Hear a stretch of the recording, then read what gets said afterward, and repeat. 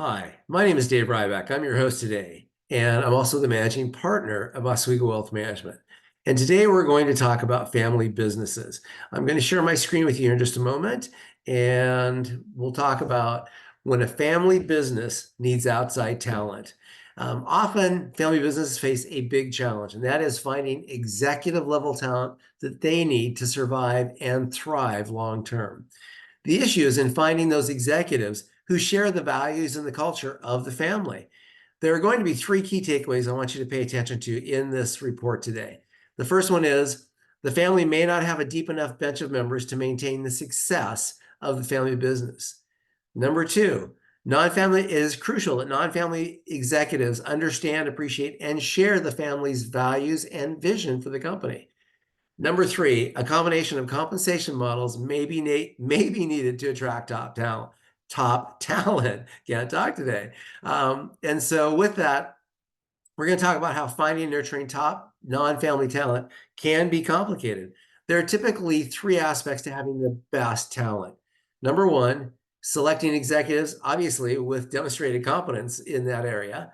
Number two, focusing on the family's values and culture. And number three, providing motivational compensation arrangements to the executive. And if we come down here, selecting executives with demonstrated competence.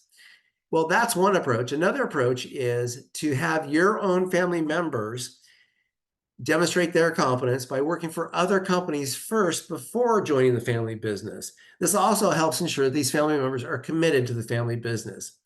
Now, non-family talent, when you're going outside of the family, they typically aren't going to know the values and the culture that underlie and support the family company. So they need to be formally trained in this area. It's not something that they're just going to pick up through the years at work. And another approach that's sometimes used by family businesses is to have non-family members become immersed in the values and the perspectives of family business by hiring non-family executives in the lower ranks of the company and having them work their way up. And this can be an effective way to ensure that they learn the values and the culture of the family business over time. And many family businesses are also strong believers in lifelong learning. And that typically takes one of three approaches. One is coaching services, and those are your typical services where you develop and accentuate your executive skill set. Number two, executive education programs. These are the ones you typically find at colleges and universities all across the country. And the third area is in the peer-to-peer support groups. And these are often referred to as mastermind groups, in which executive members, whether it's a CEO, CFO, whatever, meets on a regular basis with their peers through other industries where they can learn through those other people's experiences. It's a way to really shorten the time frame for these executives that you hire to really understand their position and how to best help the family. And not surprisingly, non-family executives really care about how and how much they're being paid. So there are typically four areas that need to be addressed. The first one is the salary and bonus. And the more closely the bonus is tied to performance, the better for everyone.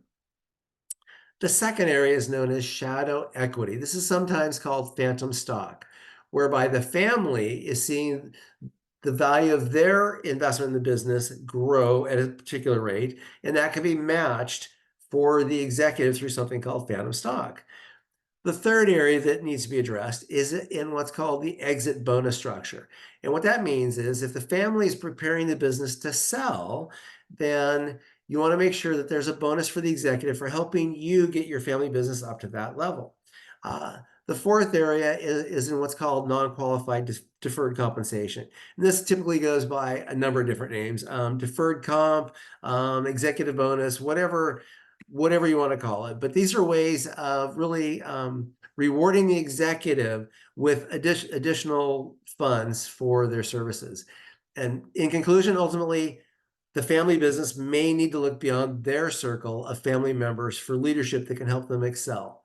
Outside executives must be highly capable, I mean, obviously, but they also really need to fit in with the family culture. And with that, we want to thank you for being with us today for this money moment. If you'd like a copy of this special report, which again is titled When a Family Business Needs Outside Talent, please call us at 503-603-08 888-888-7272, or you can request it via email at info@oswegowealth.com, and that's info@oswego wealth.com. And we look forward to seeing our next Money Moment. Take care now.